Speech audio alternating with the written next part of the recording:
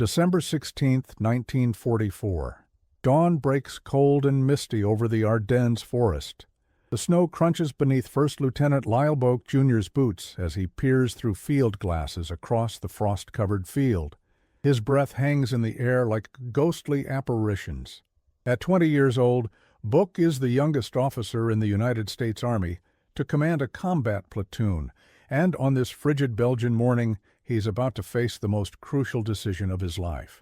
Around him, 17 men of the Intelligence and Reconnaissance Platoon of the 394th Infantry Regiment huddle in carefully constructed foxholes along a ridge overlooking the tiny village of Lanserath.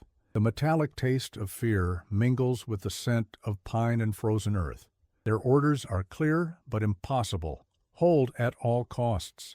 A deafening artillery barrage has just lifted. German paratroopers, hundreds of them, emerge from the tree line across the field, moving in formation toward the American position. The radio crackles with desperate communications, but the platoon is cut off. No reinforcements coming, no artillery support. Just 18 men against an advancing battalion. Book's hand trembles slightly, not from fear, but from the weight of the choice before him. Military doctrine demands he retreat in the face of such overwhelming numbers. His training tells him to withdraw and preserve his men. But something deeper, an instinct born of leadership and responsibility, tells him to stand firm. He signals his men to hold their fire until the Germans are well within range, a complete violation of conventional tactics when faced with such odds, a decision that defies all logic. And yet, in that moment, Lieutenant Buck makes the call that will rewrite the history of the Battle of the Bulge. No one in the 99th Infantry Division knew that this small platoon of intelligence specialists would soon become the most decorated unit for a single engagement in American military history, or that their defiance would delay the entire German 6th Panzer Army advance by nearly 20 hours, buying precious time for the Allies to reorganize their defenses during Hitler's last desperate offensive. Lyle Boak Jr. was born in 1923 in the small farming community of St. Louis, Missouri, the son of a plumber and a homemaker. Like many young men of his generation, Book was raised amid the economic struggles of the Great Depression, watching his parents work tirelessly to put food on the table. These early experiences instilled in him a profound work ethic and sense of responsibility that would later define his military service. At just 14 years old, Book joined the Missouri National Guard, lying about his age to enlist. He was tall for his age, and the recruiting officers, desperate to fill their quotas in the pre-war military, didn't look too closely at his documentation. It was 1938, and while war clouds gathered over Europe, America remained in isolation. For young Buck, the National Guard offered structure, discipline, and a small stipend to help his family. "I wasn't thinking about fighting wars," he would later recall. "I was thinking about how to help put food on our table and maybe learn some skills along the way." By the time he turned 18, Book had already served 4 years in the National Guard.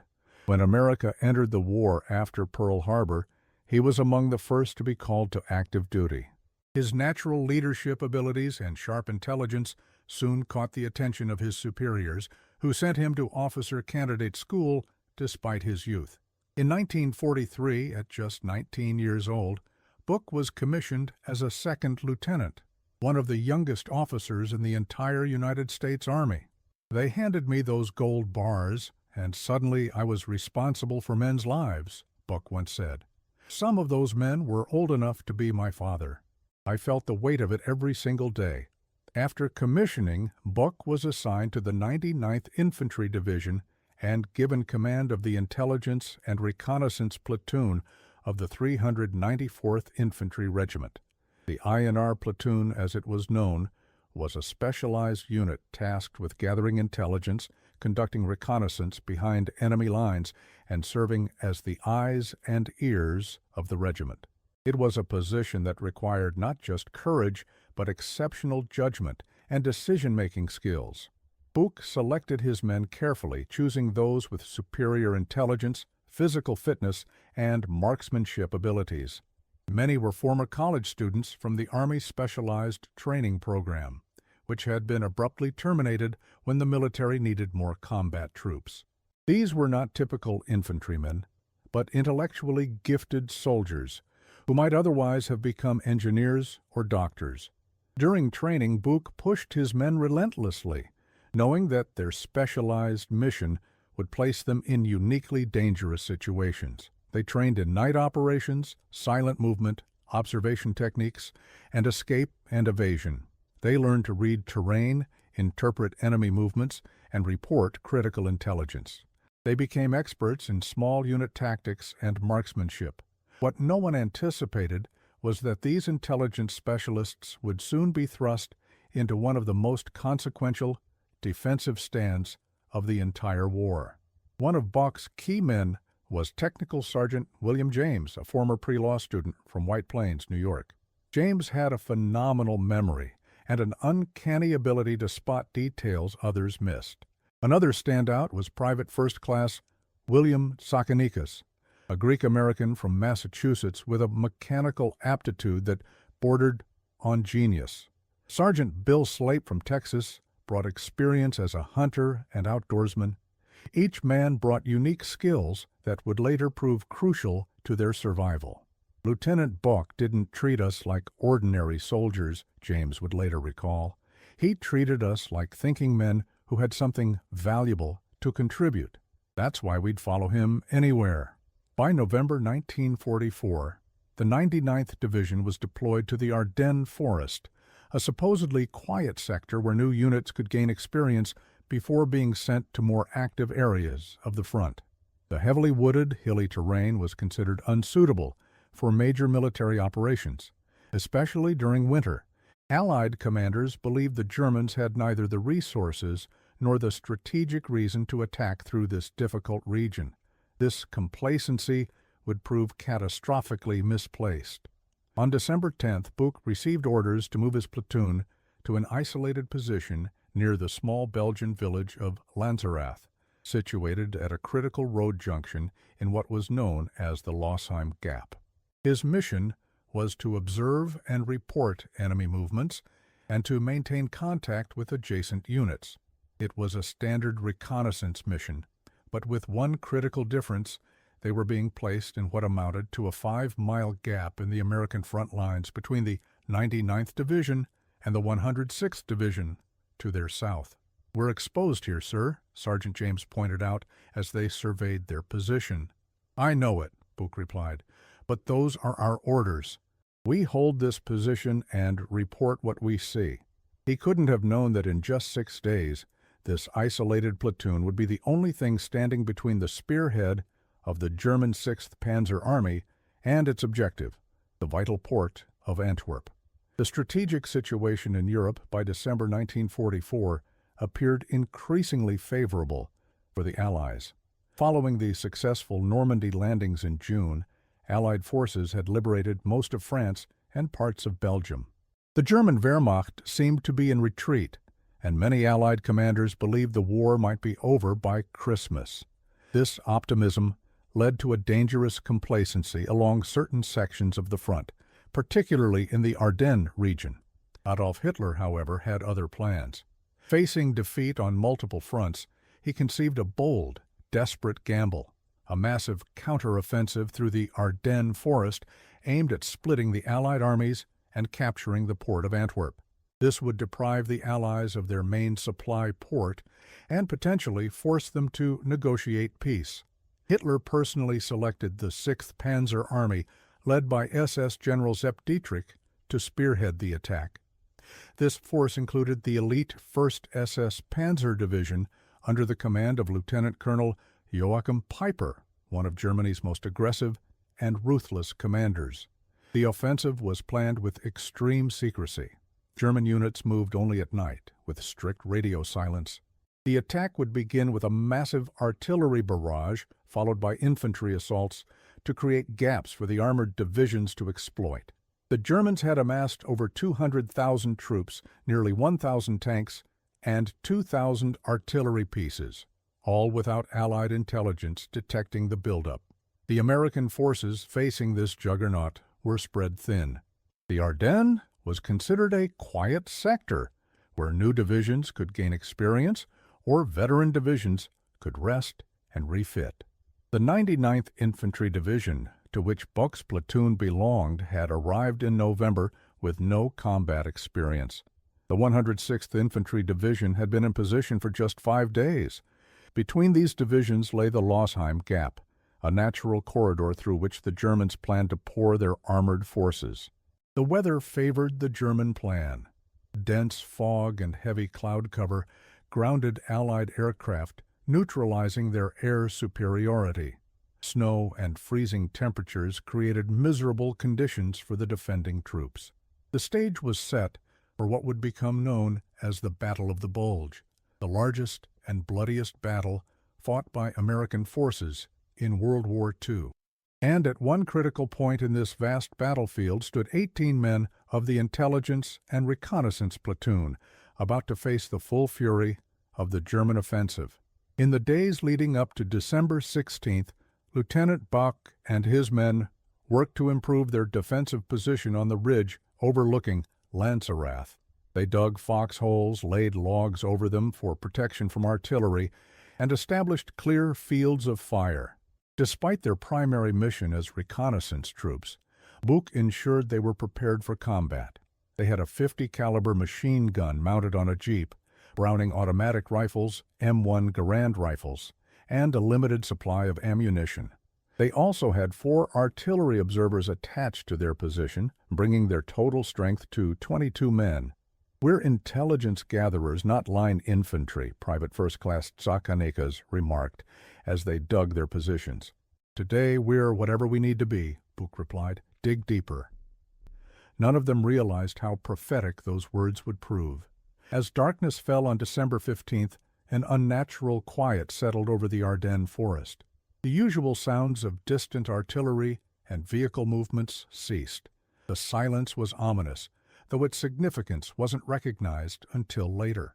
That night, Lieutenant Buck sent a patrol to contact the closest American unit to their south. The patrol reported back that the position had been abandoned without notice, leaving the INR platoon completely isolated. Buck reported this disturbing information to regimental headquarters, but received no new orders. As his men tried to sleep in their frigid foxholes, German forces were completing their final preparations for an attack that would commence in just a few hours. At 5:30 in the morning on December 16, 1944, the silence was shattered by a thunderous artillery barrage that illuminated the pre-dawn darkness. For 90 minutes, German shells rained down across an 80-mile front. In their foxholes on the ridge, Buch's men huddled under their makeshift covers as explosions shook the earth around them. Miraculously, none were hit directly, though the barrage cut their telephone lines to headquarters. They were now isolated with only their radio for communication. When the barrage finally lifted, an eerie calm returned.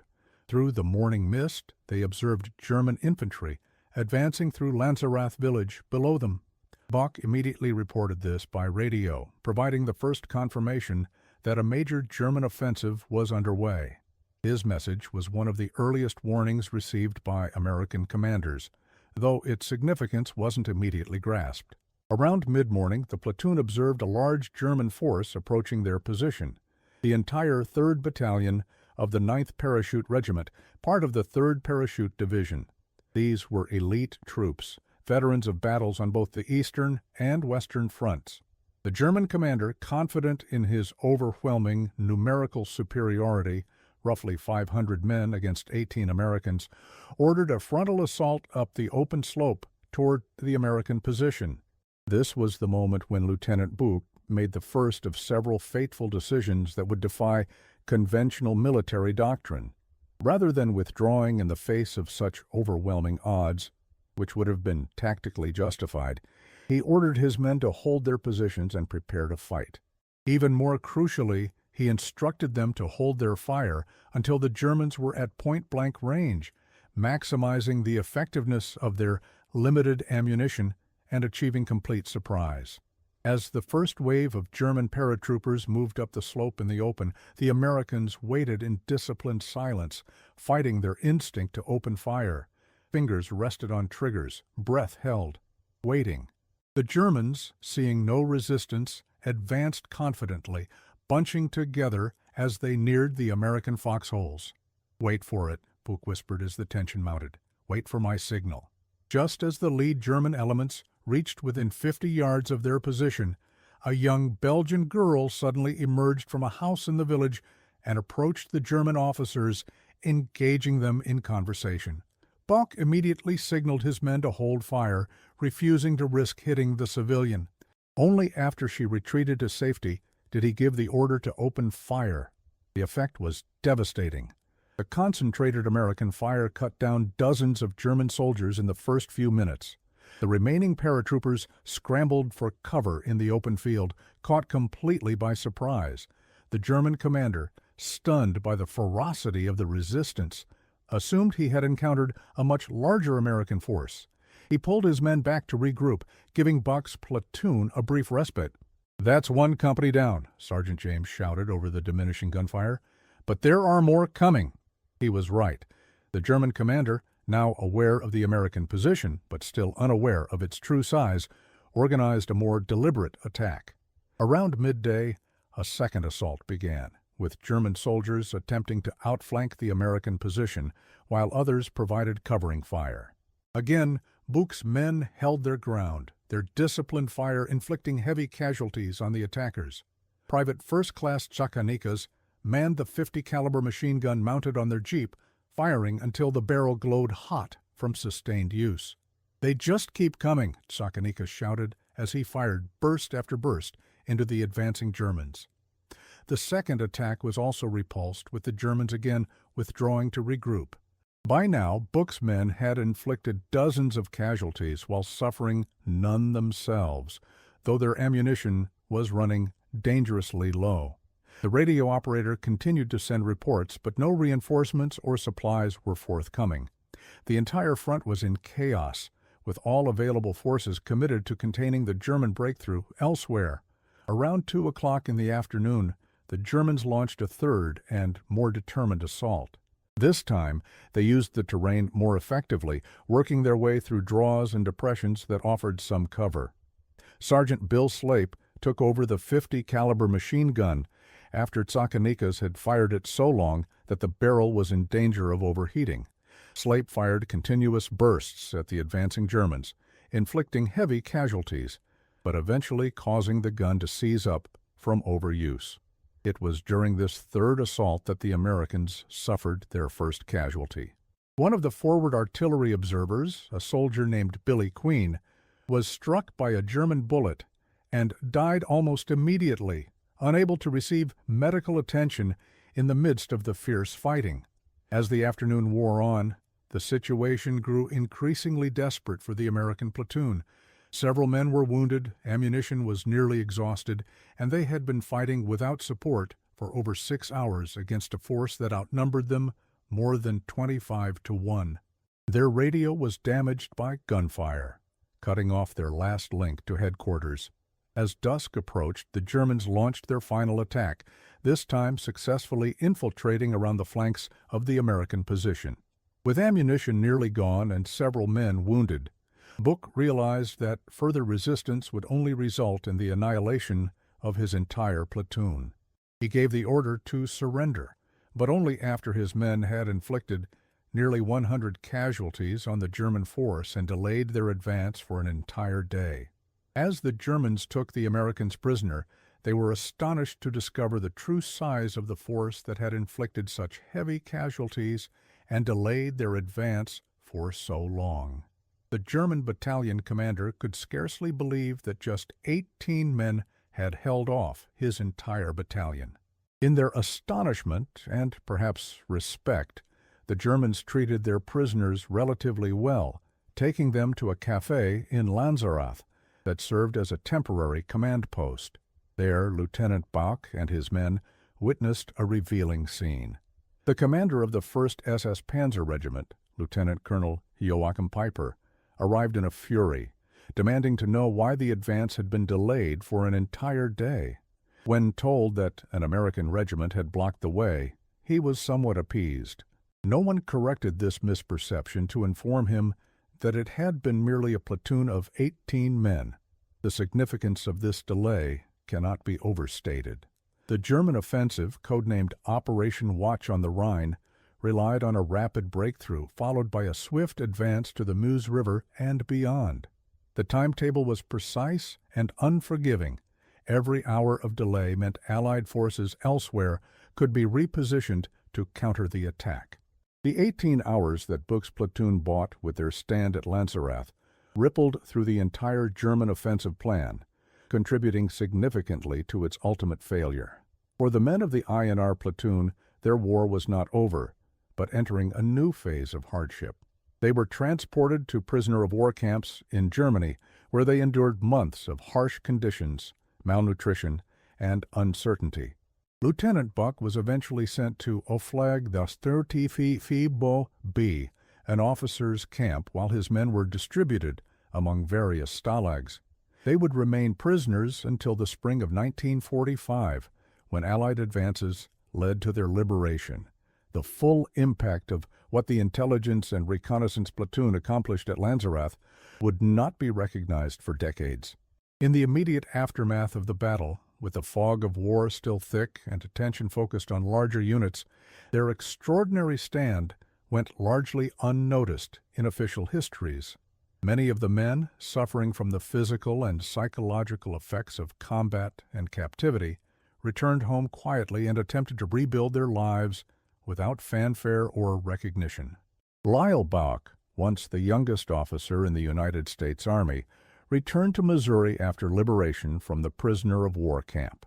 His body ravaged by malnutrition and the effects of wounds sustained at Lanzerath, he was too weak to immediately file a combat report detailing his platoon's actions. Like many veterans, he focused on recovery and building a civilian life. He pursued a career in dentistry, married, raised a family, and rarely spoke about his wartime experiences. "We were just doing our job," he would later say with characteristic modesty. "We were in those foxholes, and what we did was defend ourselves and try to live through it." His men followed similar paths, returning to school, starting careers, and raising families across America. William James, the platoon sergeant, became a lawyer.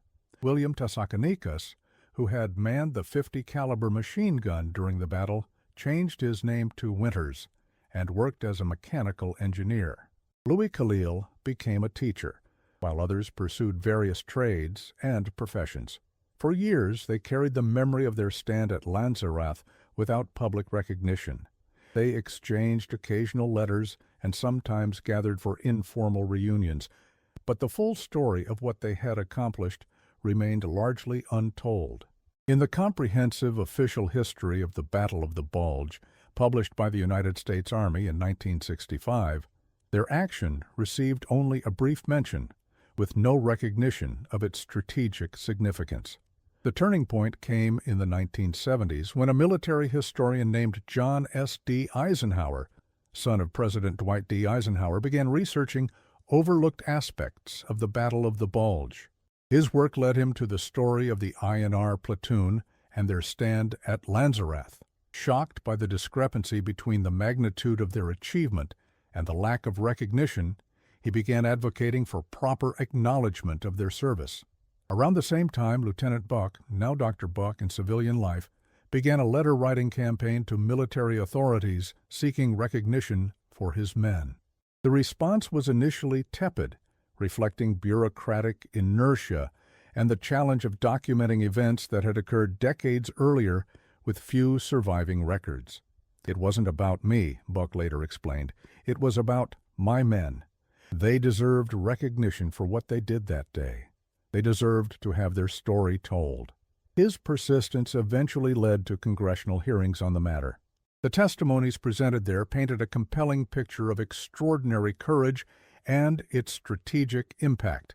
Military analysts concluded that the delay imposed on the German advance by the INR platoon had significantly contributed to the overall American defensive effort during the critical early hours of the Battle of the Bulge. Finally, on October 26, 1981, justice was done. In a ceremony hosted by Secretary of the Army John O. Marsh, the surviving members of the INR Platoon were decorated for their actions at Lanzerath, nearly 37 years earlier. Every man received the Presidential Unit Citation. 4, including Lieutenant Buck, received the Distinguished Service Cross, the nation's second highest award for valor. 5 received Silver Stars and 9 received Bronze Stars with V device for valor. With this ceremony, the INR Platoon of the 394th Infantry Regiment officially became the most decorated American unit for a single action in World War II. The recognition was belated but profound, affirming what military historians now acknowledge as one of the most remarkable small unit actions in American military history. The strategic significance of their stand has become clearer with time and historical analysis. The German offensive plan required the 1st SS Panzer Division to reach the Meuse River within 24 hours of the initial attack. Due in large part to the delay imposed by Buck's platoon, they didn't reach the river until December 24th, a delay of 4 critical days. During this time, Allied forces were able to reinforce key positions, particularly around Bastogne, ultimately leading to the failure of the German offensive. The most remarkable thing was that they weren't even supposed to be fighting, military historian Stephen Ambrose later noted. They were intelligence specialists, not frontline infantry. Yet when circumstances demanded it, they stood and fought against overwhelming odds and changed the course of the battle. The ripple effects of their stand extended beyond the immediate tactical situation. The unexpected resistance they offered contributed to a cautious approach by German commanders throughout the offensive, who became increasingly concerned about hidden American strongpoints. This caution further slowed the German advance, buying additional time for the Allied counterattack to develop. For the men themselves, the belated recognition brought a measure of peace and closure. After decades of silence and obscurity, their story was finally acknowledged as an integral part of the Allied victory. Their actions exemplified the qualities that defined the American soldier during World War II: adaptability, determination, and courage beyond what duty required. In the years following the recognition ceremony, several members of the platoon, including Lieutenant Buch, began sharing their story more widely through interviews, articles, and books. The full account of their stand at Lanzerath emerged as one of the most compelling narratives of individual courage and its strategic impact during the war. The experience of the INR platoon illustrates a paradoxical truth about warfare. Sometimes the most significant contributions come from small units in seemingly insignificant locations whose actions ripple outward to influence events on a much larger scale.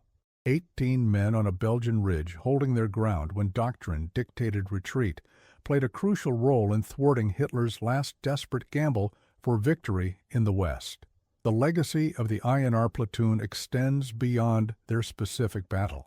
Their story became a case study in military leadership schools, highlighting how initiative, adaptability, and tactical skill can multiply the effectiveness of even small units. Lieutenant Bach's decision to hold his position rather than withdraw, to carefully manage his limited resources, and to maintain discipline under extreme pressure exemplifies the best qualities of small unit leadership. For the village of Lanzerath, the platoon stand has become part of local history.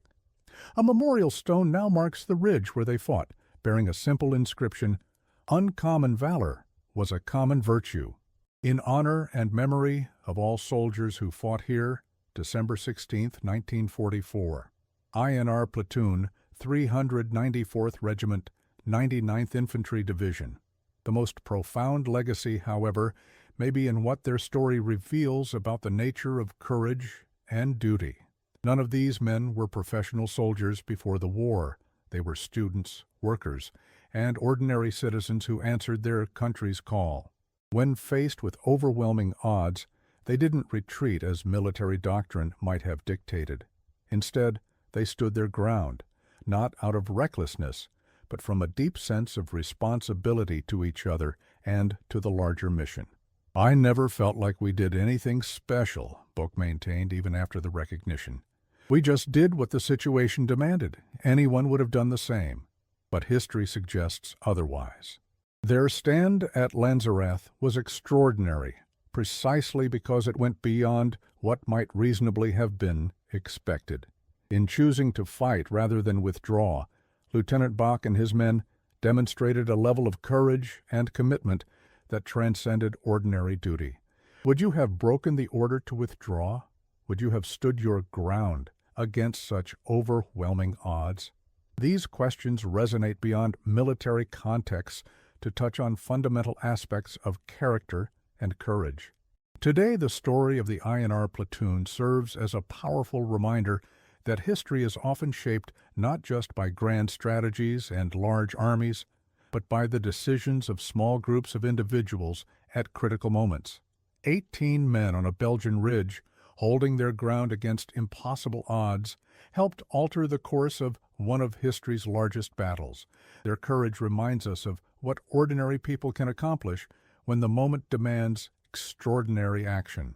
Their story deserves to be remembered, not just as a military achievement, but as a testament to human potential in the face of overwhelming challenges. It challenges us to consider what we might be capable of when faced with our own moments of truth.